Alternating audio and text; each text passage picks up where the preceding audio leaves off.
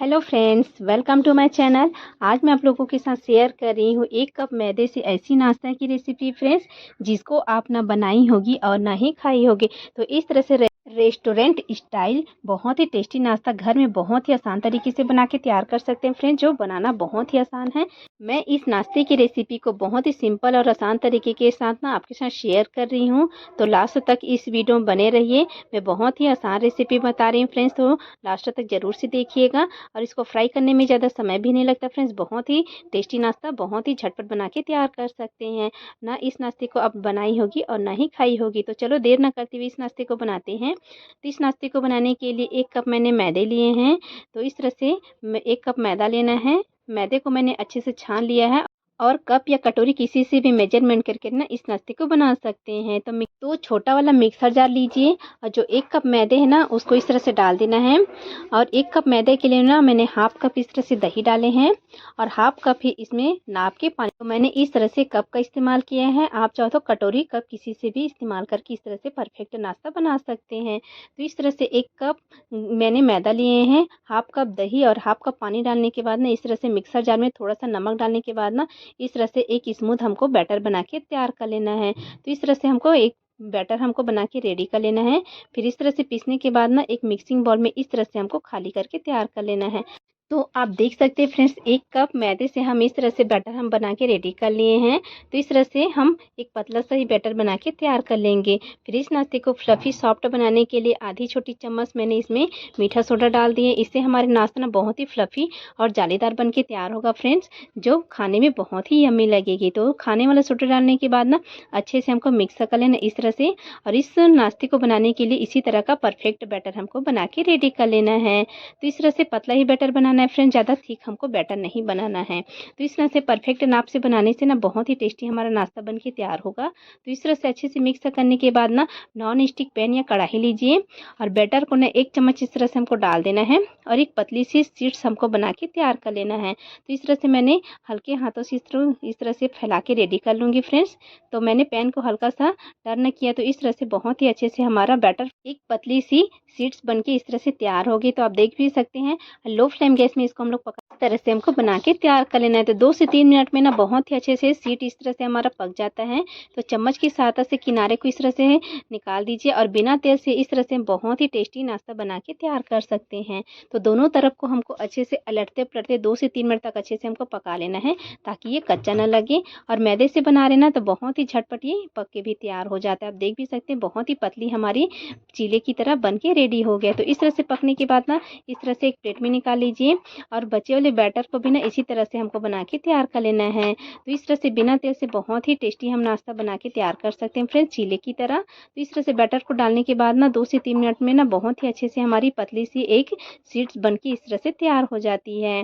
तो दोनों तरफ को हमको अच्छे से पका लेना है। तो इस तरह से बारी बारी करके ना मैंने सभी शीट को इस तरह से मैंने तैयार कर लिए हैं। तो इस तरह से एक प्लेट में हमको अलग से निकाल के रेडी कर लेना है। फिर आगे का प्रोसेस करते हैं। तो 2 कच्चे आलू को मैंने ग्रेट करके इस तरह से पानी में डाल के ना रख दिए थे, ताकि काले ना हो। फिर इसको हम लोग छान के अलग कर लेंगे। तो इस तरह से मैंने आलू लिए हैं, 2 कच्चे आलू का इस्तेमाल किए हैं। तो आप अपनी क्वांटिटी कम ज़्यादा कर सकते हैं। फिर एक पैन या कढ़ाई लीजिए, फिर 1 चम्मच हमको तेल डालना है और तेल हल्का सा गर्म होने के बाद इसमें मैंने आधी छोटी चम्मच जीरा डाले हैं और आधी छोटी चम्मच मैंने सौंफ इस तरह से डाल दिए हैं। और दोनों को इस तरह से चलाते हुए 1 से 2 मिनट हमको भून के रेडी कर लेना है, हल्का सा कलर चेंज होने तक। फिर एक मीडियम साइज के प्याज को बारीक कट करके इस तरह से मैंने डाल दिए हैं। और प्याज डालने के बाद ना इस तरह से चलाते हुए हमको 2 से 3 मिनट तक प्याज की हल्की सी सॉफ्ट होने तक हमको पका के रेडी कर लेना है। आप अपने टेस्ट के अकॉर्डिंग इसमें वेजिटेबल डाल सकते हैं फ्रेंड्स। तो प्याज हल्का सा कलर चेंज होने के बाद ना इसमें मैंने 1 से 2 हरी मिर्च को इस तरह से बारीक कट करके डाल दिए हैं। और हरी मिर्च डालने के बाद ना 1 से 2 मिनट हमको और भून के इस तरह से हमको रेडी कर लेना है। तो हरी मिर्च भी हल्का सा हमारा पक के रेडी हो गया है। फिर इसमें हम जो कच्चे आलू को हम लोग ग्रेट करके पानी में डाल के रखे थे ना, उसको पानी का सारा निकाल के इस तरह से छान के ना हमको इस तरह से डाल देना है। और इस तरह से डालने के बाद ना 1 से 2 मिनट हल्के से हमको पका के रेडी कर लेना है, ताकि आलू हमारा अच्छे से कुक हो जाए और हमारा नाश्ता बहुत ही टेस्टी बन के तैयार हो। तो इस तरह से लो फ्लेम गैस में ना इसको 2 से 3 मिनट तक अच्छे से हमको इस तरह से चलाते हुए हमको पका लेना है फ्रेंड्स। बहुत ही आसान रेसिपी फ्रेंड्स, बहुत ही झटपटी बन के तैयार हो जाती है। फिर इसमें आधी छोटी चम्मच मैंने नमक डाले हैं, आधी छोटी चम्मच लाल मिर्च का पाउडर, आधी छोटी चम्मच मैंने इसमें काली मिर्च का पाउडर डाले हैं और इस तरह से हमको अच्छे से मिक्स करके रेडी कर लेना है। बहुत ही सिंपल मसालों के साथ ना बहुत ही टेस्टी नाश्ता बन के तैयार हो जाते हैं फ्रेंड्स। आप चाहो तो अपने टेस्ट के अकॉर्डिंग इसमें मसाले डाल सकते हैं। तो बहुत सिंपल मसालों के साथ ना भी बहुत ही टेस्टी बन के तैयार हो जाती है। और इस नाश्ते को चटपटा टेस्ट देने के लिए आधी छोटी चम्मच मैंने इसमें आमचूर का पाउडर डाल दिए हैं। आप चाहो तो चाट मसाले या नींबू का रस भी डाल सकते हैं चटपटा टेस्ट देने के लिए।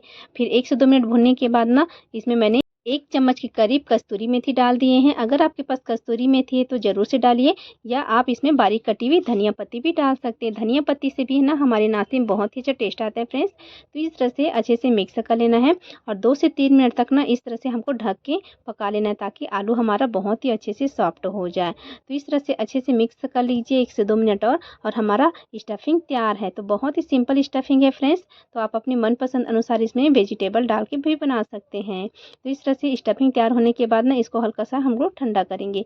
फिर आगे का प्रोसेस करते हैं। एक छोटा सा कटोरी लीजिए और कटोरी में ना 2 छोटे चम्मच इस तरह से हमको मैदा डाल देना है। और मैदा डालने के बाद ना इसमें थोड़ा सा पानी डालेंगे। एक साथ में ज़्यादा पानी नहीं डालना है फ्रेंड्स। तो 1 चम्मच इस तरह से पानी डालिए और इस तरह से हल्के हाथों से इसको लम्ब से फ्री एक बैटर हमको बना के तैयार कर लेना है। ये थोड़ा सा थिक ही रहना है फ्रेंड्स, हमको इसका पतला बैटर नहीं बनाना है। तो इस तरह से अच्छे से मिक्स करने के बाद ना इसमें मैंने थोड़ा सा और पानी डाल दी हूँ। तो आधे चम्मच के करीब मैंने और पानी डाल के ना इस तरह से मैं अच्छे से मिक्स करके रेडी कर लिया। और लम्ब से फ्री हमारा एक बैटर बन के तैयार हो गया है। ना ज़्यादा पतला है ना ज़्यादा गाढ़ा है, मीडियम ही इस तरह से हमको जो शीट्स इस तरह से बना के रखे थे ना उसको इस तरह से चॉपिंग बोर्ड के ऊपर रखिए। और इस तरह से रखने के बाद ना जो आलू का स्टफिंग हम लोग बना के रखे थे ना उसको इस तरह से सेंटर में रखना है, बीच में ही इस तरह से। और 2 से 3 चम्मच इस तरह से हमको रखना है, छोटे चम्मच में इस तरह से रखी हूँ।